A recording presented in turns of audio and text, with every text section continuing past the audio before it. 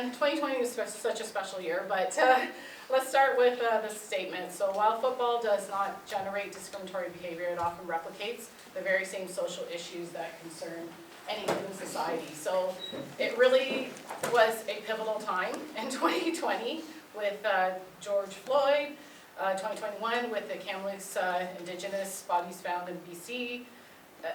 A lot was happening at that time. You know, the way women are treated in soccer is just like, it was a time for reflection and to look at, hey, there's a lot going on, and as a soccer community, how are we doing, and you know, how are we measuring up? So I was going to take this out of here after Dr. Ann went through all of her amazing statistics, but I wanted to leave this up here because even though Kick It Out is a UK-based organization for reporting discriminatory behavior in sports, this is really something that will influence us because the influence of European football is an impact. And this just kind of gives you a visual of, again, I'm not going to break down the statistics, and we definitely will provide the slide so you can read more a little bit about each one, but it shows that it's on the rise, which is really sad, like to have to say, after everything that's happened, and again, this isn't something that we should be doing forever. This is something to get, you know, us on track, be aware, make changes, but the fact that it's rising is a little disheartening. But again, UK based, a lot of the stats that Dr. Ann shared with us on the keynote were a little bit more general about soccer across Canada. So today we're going to talk about a little bit of background again, as far as DEI, like how it's kind of gotten started here at Ontario Soccer, and what our approach is. So Johnny talked a little bit about the strategy yesterday, if you attended that session, so that's my wheelhouse, like strategy to break down into goals and KPIs. Sorry, I keep saying KPIs, those are key performance indicators, but that's what we say in the corporate world, but goals and tracking and how are we going to measure our success and make sure that we're always looking from the bottom up. Are we still aligned with those goals and the vision? And from the bottom down, do we have to make changes because, you know, things are happening in society and things are changing altogether? So this is a little timeline, and it's kind of funny because as we were building it, I was like, I'm doing stuff, but I didn't realize all the stuff that we're doing and where we were in 2020 and where we are now. So I still even have to look at it, because I'm like, wow, we've done quite a bit, accomplished quite a bit. So where we started, we had a diversity advisory subcommittee, and that's where things started.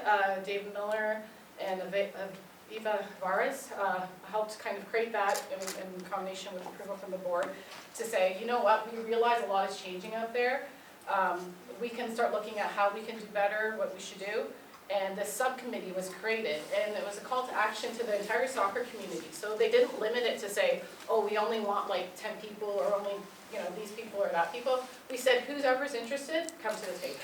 And I think we had at one point 45 people that came to the table. We had quite a number of people that stepped up and wanted to be involved.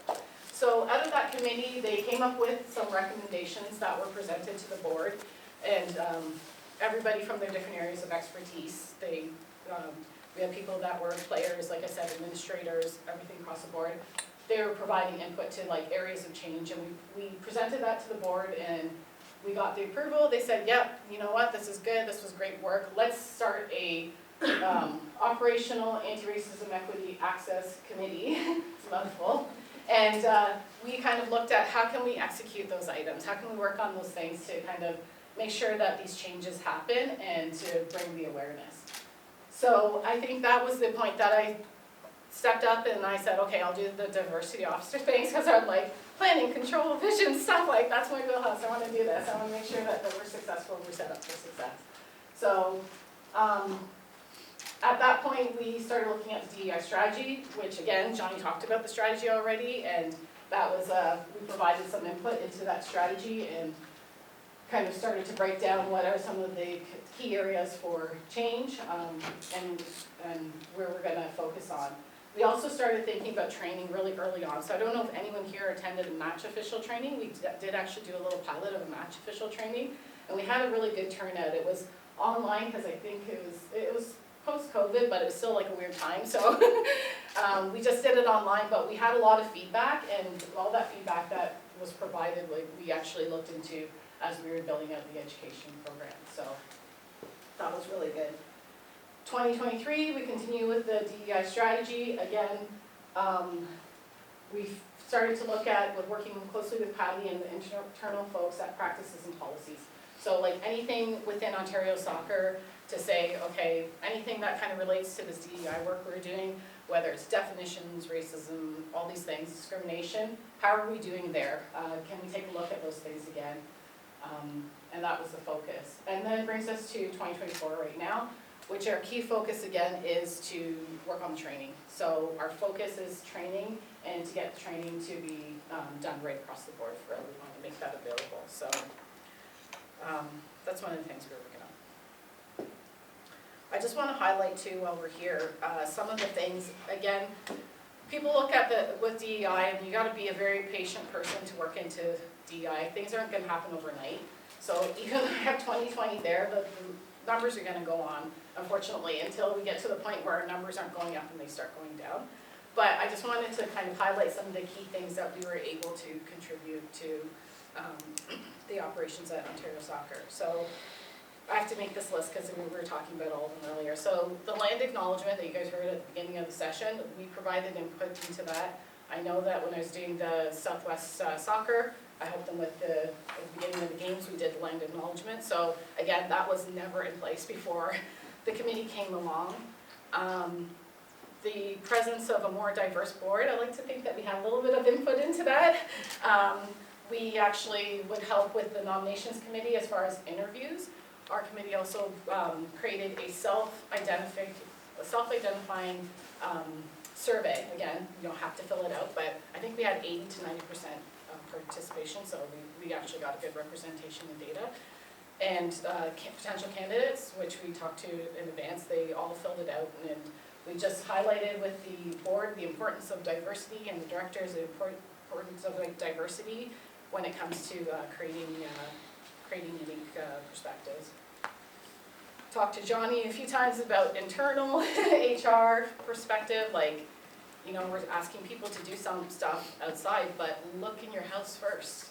You're saying to everyone, you want to promote DEI, how are you representing DEI? So not just from we have players. How about your administrators? How about like other people within Ontario Soccer itself? How about the board? Like, you want to actually have it throughout, and it's not something that you're just checking the box to say, yeah, we've got diversity, cover. Like, that authenticity comes from showing that, hey, we mean this, and we can see that we're actually practicing this through and through. So those are just some of the key things. So again, I mentioned that when we broke up into the committees, we actually kind of broke down the areas of focus, and these are some of them that I talked about again, but with leadership, we know like the diverse perspectives, how important they are for decision making, so that was like the key thing. And then if you go back again to the strategy, we were aligned because we said like, we've got to make sure that the leaders are helping us with this message, and this message is resonating throughout. So as far as the leadership within Ontario Soccer and the board, like, this isn't really important. Right? We don't want to be dealing with the aftermaths of all the stuff that we hear in the media when there's something we can do right now. Like, we don't want to just be doing it because we have to do it. We want to be proactive about it and say, we're doing it already. You don't even have to look at our house. So for procedures and policies, again, is there anything discriminatory behaviors that's happening? Look at that. Education and training. We're going to get a little bit into more what our modules are, but that was an area of focus that we talked about. Communication. So one of the key things, we actually had a subgroup when we had the original committee said, you know what, we noticed Ontario Soccer, like specifically, because again, we were kind of like looking at how we put things out. They're like, I don't really feel represented in the material that's being put out there. Like, I don't see my kids and like the ads and things that were a thing. Like, I don't feel that. And that was a perspective from someone in the committee, and that's what we asked for, one of their feedback. So that was something we said, just be aware of that. Like, you know, make sure when you are putting things out, look at your soccer community. Are they reflected in everything? Can you see them through and through? So that was something that we kind of highlighted that people want to see. And then from a communication perspective, engage with the community, right? So people say, well, I don't have those people trying out, or people like that aren't coming. Well, how are you engaging them? How are you working with them? Who are you talking to? Where can you go and find those people? Like, those are the things where it just can't stop at, well, I don't and I can't. Like, you gotta kind of push yourself, so that's what it's about. And then access is like the opportunity for everybody to be available to participate. So again, I won't go over this too much, but this was a breakdown of what we had in these strategies, so ensure everyone has fair and equitable access to all parts of the game. Breaking that down, again, always aligning, okay, what does that mean from a metric? How can we measure that? How can we see that we're being successful and we're doing better? So understanding that part of it.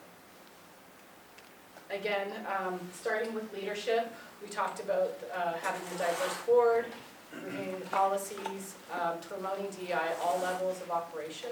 So again, it's, you know, all levels. One of the slides that Dr. Ann had put up was about, and it was, again, like, I think that was more corporate than it was nonprofit, but it was showing that the entry positions and then the VP positions, and then if you see kind of like their trajectory, like those opportunities aren't there in those leadership positions. And that's something that, like, is just across, doesn't matter what business, it's everywhere. It's in the corporate world, it's in the nonprofit world, it's everywhere. So look for those opportunities for that promotion, or bringing people in, or letting people rise to the top and giving them opportunities to be successful. Again, at the bank, I'll just give you a quick example. We have a mentee-mentor relationship. So there's leaders that I worked with that kind of, they partner with you and say like how they got to the top, like what they had to do, some of the behaviors, some of the relationships. Those are things I know, again, might not be exactly in this world, but if there is a mentor or somebody that you can look to or to pair with, or, you know, if there's somebody that you see that has lots of potential, take those opportunities to guide that person so that they can have the opportunities that you have at the top, that you have to get to where you are. So no tolerance for discrimination. So it's kind of sad that you even have to write that, but no, it wasn't there. It wasn't a part of it at one point either. So really kind of recognizing that these things are happening, and implementation of the complaint system. So again, a lot of that was talked about yesterday by Michelle and Allison, but the current ways to do something, but hopefully get to a point where we have a centralized system that people can report on. Even the first page that I put up there for the Kick It Out, you can actually go on their site, report an incident, classify it, and even like goes back to data again. You have that data to say, oh, we're not doing well in this area. You know what? Actually, we improved in this area, but we can't do that if everything's so fragmented. So I know that's something that is being worked at right now for the implementation of the complaint systems, but it would be really great to say that there's a problem. Right now, people can assume there's a problem, but unless you have the data, you can't really prove anything, you can just assume. So implementing the changes in policies and practice, so I know that we've provided input to like areas where things need to be updated, changed, or reflected to what's happening today.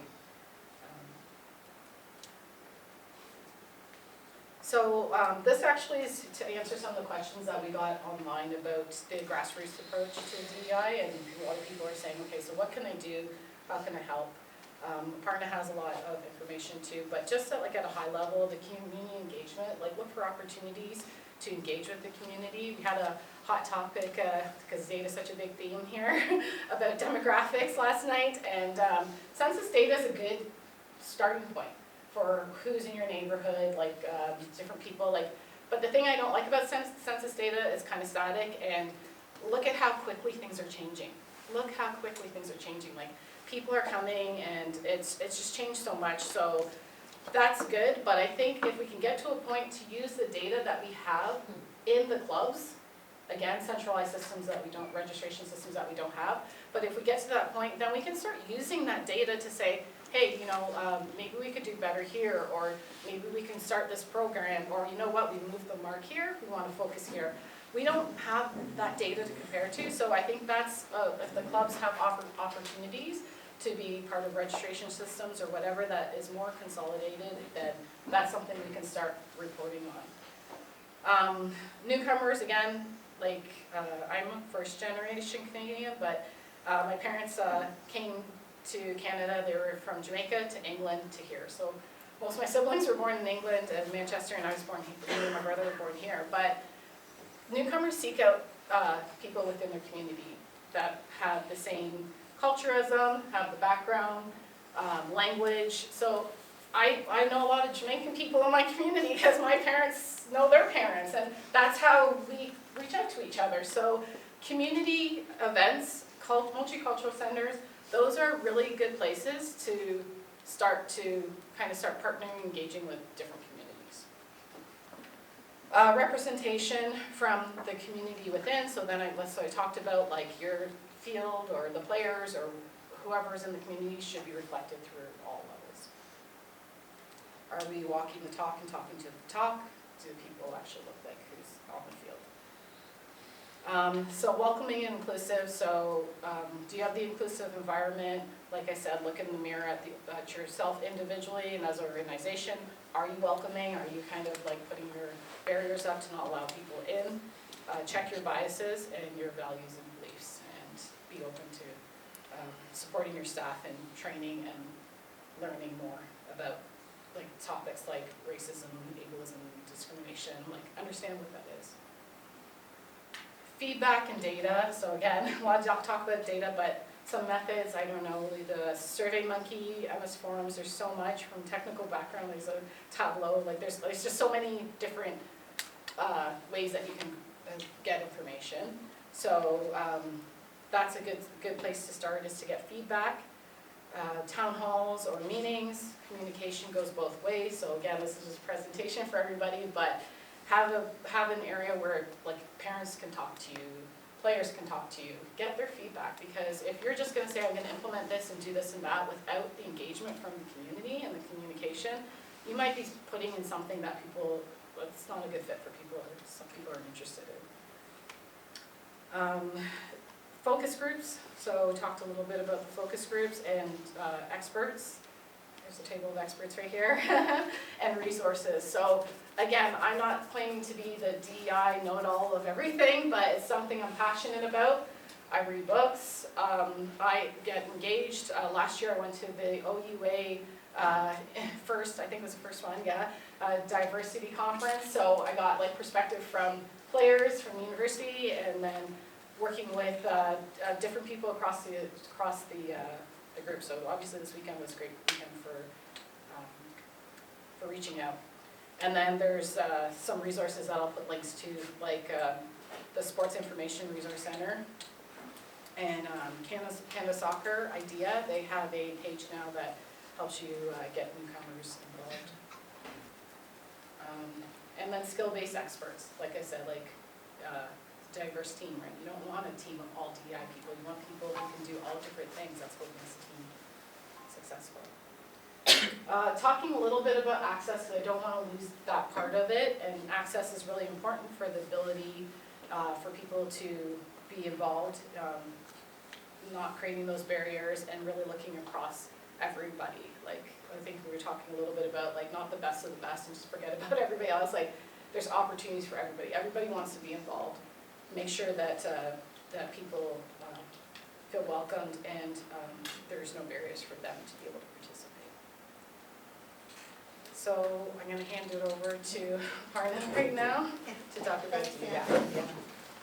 Well, I want to say thank you to all of you first, because it's, sticking around on the last day of the summit is a great thing. I know you're all tired. It's been wonderful. I've been at a lot of academic conferences, but this environment is just so energizing.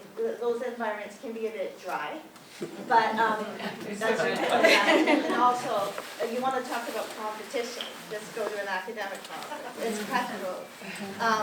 So, you can get a lot of feedback, is how I'll call it. You get a lot of feedback, a ton of feedback. You learn a lot about feedback as a professor, and from your students too. And that's all good. You want to be challenged. You always want to be challenged. So I have to put glasses on now because I'm old. So there are various ways that discrimination in sports is addressed by institutions and organizations. And through policy, evidence gathering, program evaluation, messaging in the way that Sandra has just discussed. Sandra is really a metrics person. She's an evidence person. She wants facts. She wants to, and both of us want to convince you that diversity, equity, inclusion, and taking a critical approach to those things is important. And it's not just important, you know, for sports, but it's important for society. That we do want to live in a just society. We do want to level the playing field for everyone. And so, even though we have different approaches, mine is educational, very qualitative, very anecdotal, very storytelling, sometimes gets off track. We see the value in both.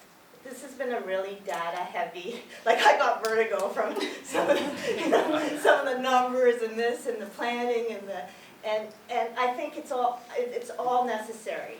But at the end of the day, soccer is relational. It's an interrelational, intersubjective. It's a very subjective sport. What one coach thinks is good playing is not what the other coach thinks is good playing. We have, you know, we have attack minded coaches who love the attack game, and we have, you know, other groups, in-ring groups who really like possession, really like tiki-taka games. And those are conflicts, but they're also ethnic, political, social conflicts. They're not just conflicts of the game. They're all inflected by the world. And so when we heard Fakunda talk yesterday about how it's important to situate the game in global events, political events, soccer's always been highly political itself. It started out as an elite game, you know, in England with the elite universities. And so it's been classist, it's been sexist, all of those things have entered into the game because that's what society is too. The other thing that people kind of leave out, because there's so many redemptive things about soccer and that's why we're in it. It's a beautiful game. But when there's a conflict or a war, the first thing that happens is people are herded up in the soccer pitch. Like soccer is just an amazing thing in so many ways because it's so reflective of real life. So for us, the implementation of the measures comes largely through education. I think it's, as Sandra had said, it's slow work. It's slow work.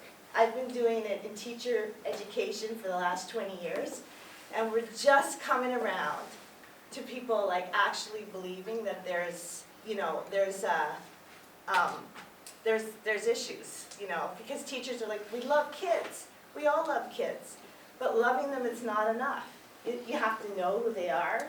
You have to know who their parents are. You have to know, you know, their religion, their social practices outside of school, especially in school. It's harder for coaches.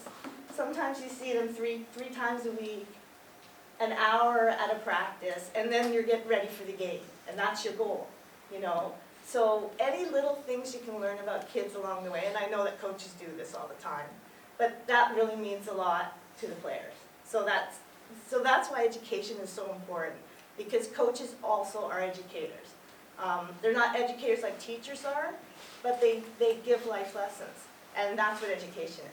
You might think it's like learning science or learning math. It's not. It really is about the life lessons.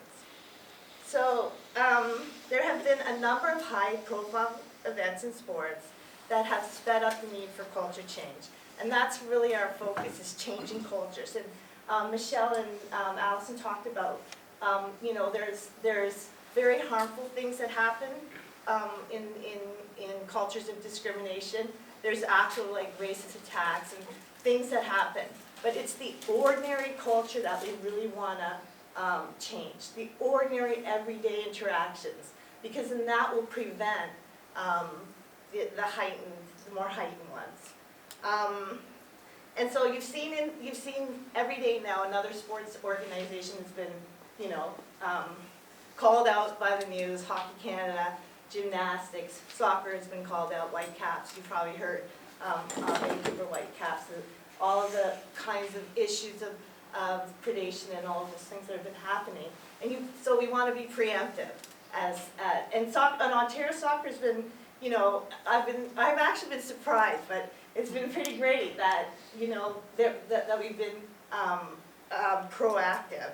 I don't know who it was today was talking about gratitude, but I have been very grateful to be in this group that Sandra was talking about, first from the grassroots. I just came in as a volunteer. One of the parents at the club that my kids were at said, you should really join this group. And I said, I don't know, you know, I'm not an athlete. You know, I didn't play soccer. My kids all play, and my husband is hugely athletic. But I did have something to offer in terms of sports education in this area. So my views, you know, on the kind of education that's needed to eradicate discrimination is based on decades' work with teachers in the school system. I'm a professor of education. I'm a York alumni, and I'm a York professor. I work at the Faculty of Education. I was the grad program director, but I'm done thank God, my stint at that. I'm not a good administrator. I'm not even a good parent because I can't get anybody to do anything. So I'm glad not to be in charge of anybody. My life work has been to educate teachers on uneven playing fields for learning, growing, and opportunity. Issues of equity are so key to providing quality education for our children and youth in school, and particularly for those living in marginalized, underserved, and newcomer communities. So I bring a critical approach. I really feel like you just have to read a lot to get a critical approach, and you have to reflect, and you have to constantly reflect on yourself and how you're interacting with people. Sports tends to bring out our worst angels. It's brought out my worst angel, like when I'm watching my kids, and then all of a sudden I feel really violent, and like just you know, get that and say stuff. I mean, I've seen it, and I've seen it, and I've experienced it. I've participated in the culture of sport that is so highly competitive, because I have highly competitive players, and when they're kids, it's 100 times worse. Like, the way that one would behave. Like if I went to go see Messi, I'd be quiet on the side, you know. But when it's my kid, you know, that I think is Messi, who is not, it gets, you know, it can get quite testy. So I really have started all of this work from the point of observation, and I suggest that you do that too as coaches and TDs and even board members. Go and sit with the parents. You want a real education on discrimination, you know, sexism. Just sit with them just sit. I don't have to give you any numbers. You will be convinced. You will be convinced that we need to address discrimination in sport. Sit with parents, sit with, you know, watch players, just observe. You don't even have to say a word. And you will know. You will get the anecdotal, qualitative evidence you need. So that I don't have to convince you that we need to do anti-discrimination in sports. So I want to say one more thing.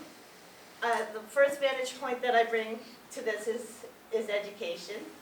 As an educational prof, as somebody who's an expert in education, child development. And child development goes out the window sometimes, so you know that. You're in the grocery store, your child has a tantrum. You don't think about, you know, what you were taught about how to deal with children. You're telling me, you don't be quiet right now. You know, you forget they're hungry.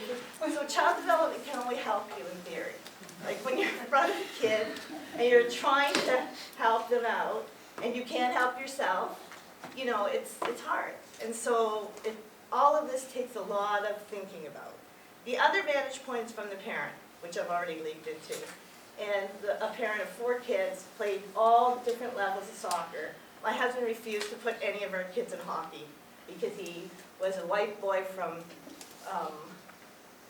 Palmerston, like nobody knows where that is, even I know. Come on. And all they could play was hockey.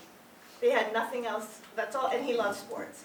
And he had a terrible, terrible experience. And extremely athletic, like he's a varsity tennis player, and so he would not allow our kids to play hockey. So we put them in soccer. And we started out just grassroots, you know, and experienced barriers from day one. You're not from here. We don't know who you are. Your kid doesn't seem fit, you know. All of these things, right, happen when you're an outsider in going into a sports organization, right? And my kid, she saw these kids all wearing the same shirt. She was not playing house league anymore. She was like, I'm playing that. I want to be in that. So that's why I'm here, because this one kid wanted to play select. Then the other kids played house league. We had one in regional and one in OPDL. And so my second entry point is through my children. And you know, you're emotional about your children. You know, you're emotional about other people's children. Okay, so I want to also say that the arena of sports is one of the most terrifying arenas I've ever been in as a parent. And the emotion, the passion, the intensity, that drives you to the games. But it's also what's really, you know, it's addictive for kids too. And so it keeps them in it. And so I'm really, really dedicated to changing the culture of sports. Okay. You can go on to the next. Okay. I can finally talk about EDI now. I just wanted to make sure that I situated myself. Is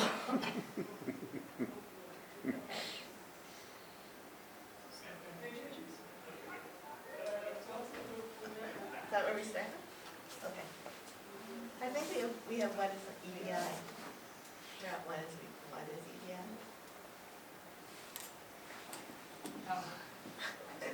Okay, here we go.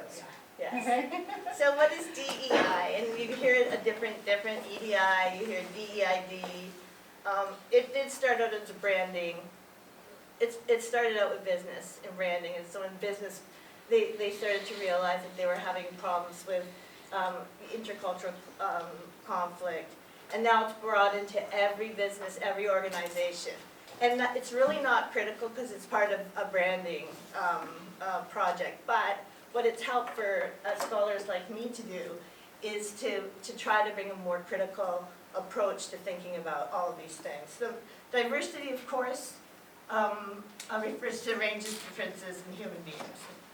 People aren't diverse, so I'm not a diverse person. Communities and groups of things are diverse, because sometimes you say, oh, we're bringing in the diversity person. No, we're bringing in somebody who is of this ethnicity to increase diversity in our organization. So equity is the allocation of resources.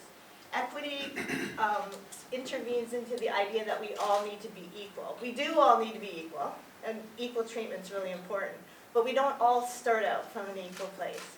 So somebody who's a newcomer to Canada doesn't have the kinds of resources and cultural capital, which is really, really important. Whenever you go into a new community, you realize I don't have social bonds. I don't know where the recreational services are. I don't speak the language.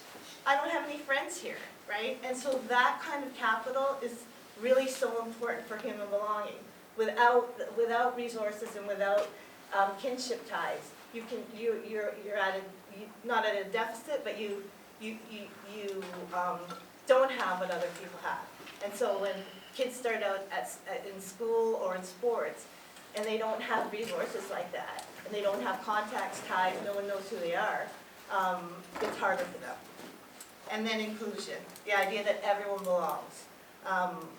Everyone is invited, everyone can participate. They don't have to participate in the same way, but they can participate. Okay. What do I do? You know, I'm so bad. She's a professor, I'm a tech.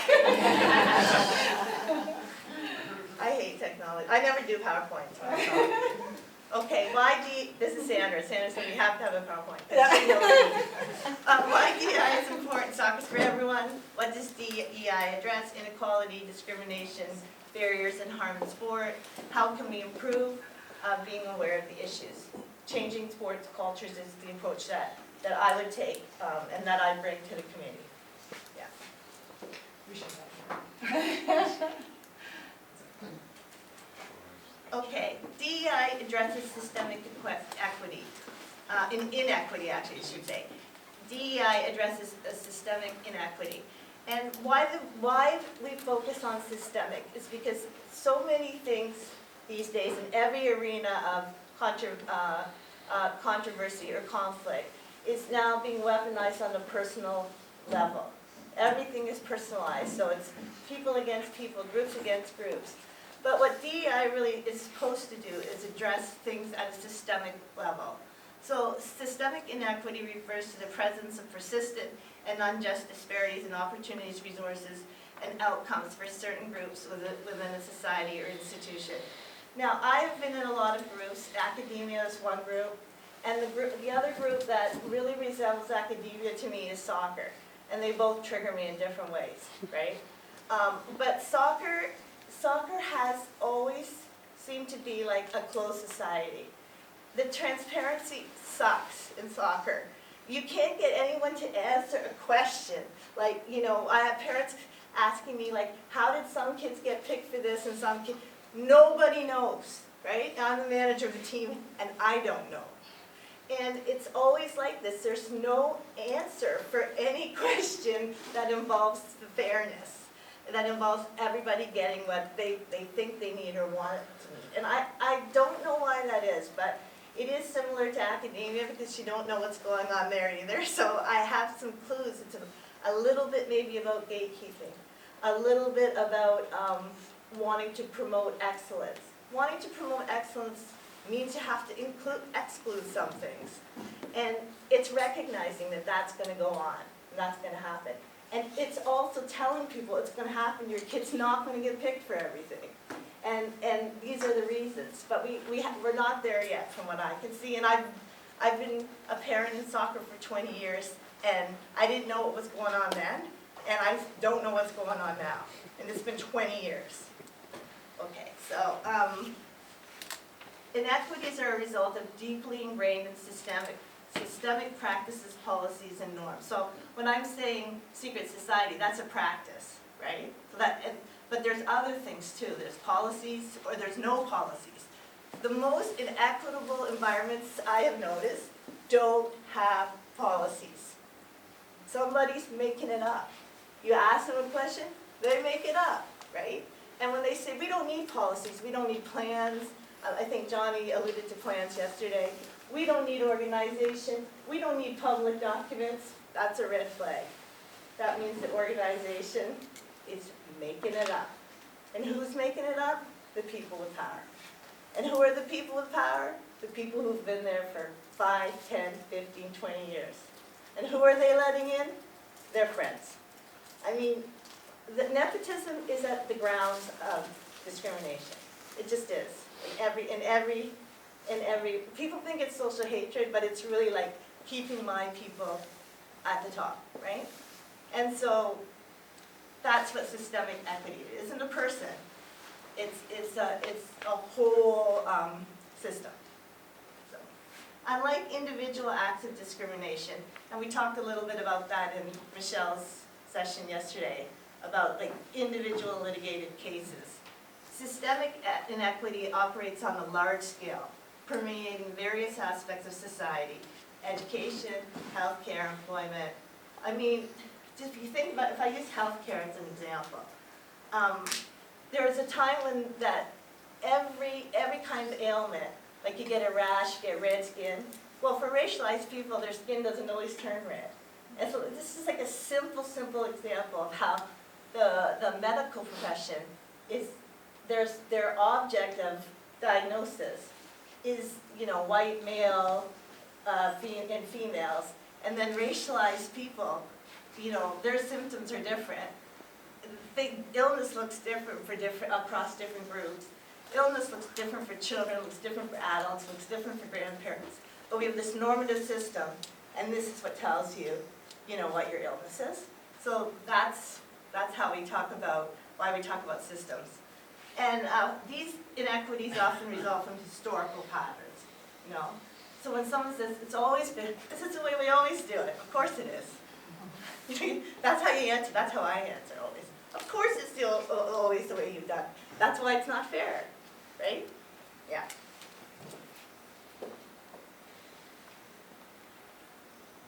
So, a focus on education and training. So, we are addressing discrimination in soccer by acknowledging inequities in reference. No, did we do this one? We did this one. This is a done one. Yeah. Where are we? Oh yeah, here we are. Yeah. So we have already developed a module, and we don't want the module to be the same as what the respect group does, because that's a different kind of focus towards respect, and anti-discrimination are not the same thing.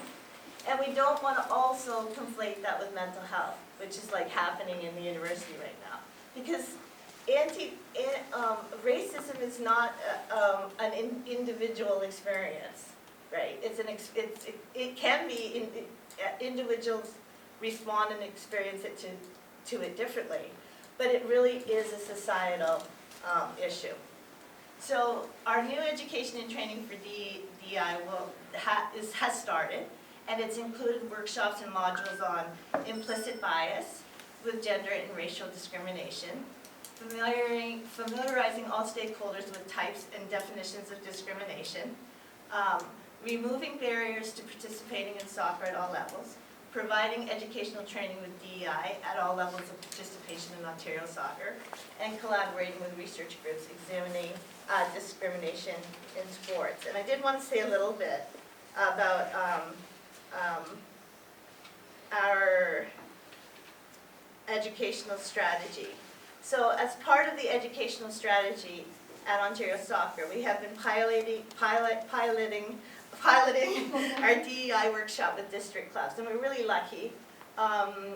Is it Pradipta, Patty? And is Pradipta the club president? He's the club president? I should know this. But Pradipta at Richmond Hill, the club president, agreed to let us do this training.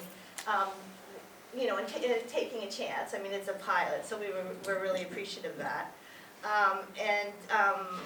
So along with the critical awareness definitions and policies that I just talked about, we also use media examples, case stories to try to make some of these points come alive. And I mean, there's so many stories. I mean, even just watching the David Beckham documentary on Netflix, so this is a guy that soccer is made for, right?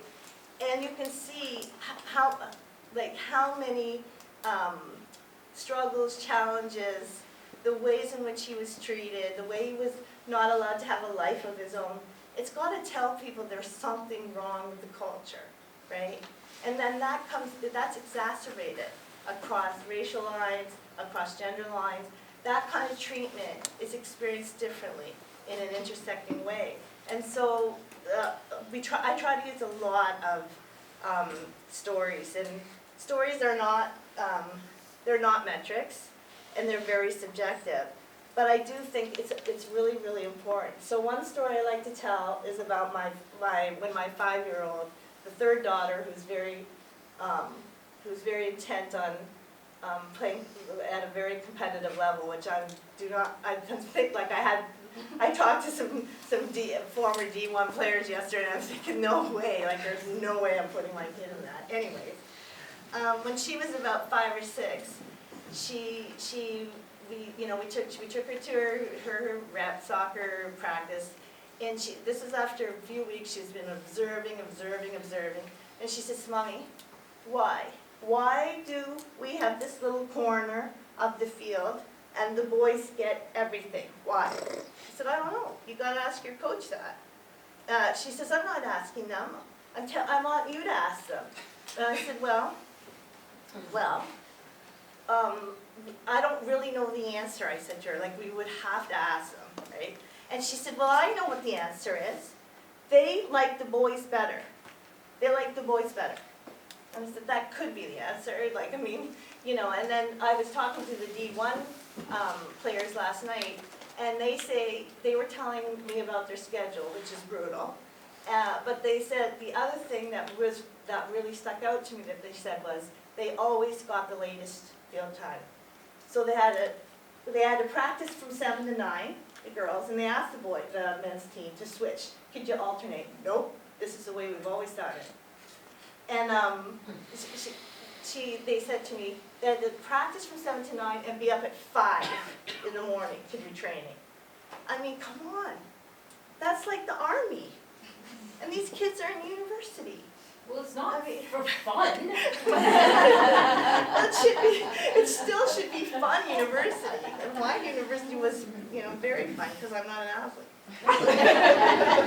Anyways, I tell these stories to convince you, to try to convince you that some of the practices, not all of them, because why did I send my kid to sports? Why would a parent send their kid to sports? We send them there because we know in every other arena of social life, they're being spoiled like crazy, like even us parents, and it's not good. It's not good not to have high expectations of kids. It's not good for them not to have rules. It's not good for them not to have structure. We appreciate the coaches who give our kids discipline. We know that's a hard job to do because we're failing at it as parents. So I don't want that part of sports to change, but I do want anything that's punitive, humiliating, unreasonable, like running around a field when it's 110 degrees out and you're 7 years old. I've seen it. Unreasonable, unsafe. We want that out of sports. Discriminatory. We want it out. We want to produce a culture that's high expectations and also supportive, in a supportive manner, even if that's tough, right? Yeah. Okay. And then, so where was I? You were explaining that even though the parents can't do it, the coaches should. Well, I think that's great. Like, I think that's a great observation. We have to educate the parents too. And I've always been to that. Because the parents have such unreal expectations. And coaches don't get paid a lot. Some get paid. A lot of them are parents. Right. Like, none of ours get paid. Yeah, so, yeah, thank you. Thanks for that. Providing educational training with DEI at all levels of participation in Ontario soccer, that we want to do that at every level. And, even with fan behavior, I think it's really important. And collaborating with research groups. That's an area we haven't gotten to. I mean, Sabrina's going to come up and we're trying to make the case that she should work with us. She likes us already though, so it's not going to be a hard case. But other groups, York University could be a group. We have SHIRT grants, there's social science grants, there's health grants, there's sports grants. They're all available to clubs too. If clubs want to do these initiatives, you can apply for a grant. And it makes sense because then you can start doing research in your own local environment, which isn't the same as the total environment. So last thing I want to say is that Sandra and I have been gathering up resources, and not just her and I, but the committee. We've reached out to lots of community groups for help. Did you want to say something about Black History Month? Oh, that was one of the things actually that, one of the things the groups, the committee suggested was there's different, on the side, there's different events that happen culturally, religiously, not so much religiously, we don't get into that, but more culturally, like, events through the month and just recognizing them. And that's something that a lot of companies do, but that's something that we were deliberate about, like what do we want to recognize, how do we want to celebrate with our community. And it's Black History Month. I haven't heard much about it, so I just say acknowledge and appreciate all the contributions that Black athletes, administrators, anybody in the community has made, just to acknowledge that, because it's only 1 month, and we should be recognizing the contributions they've made to soccer.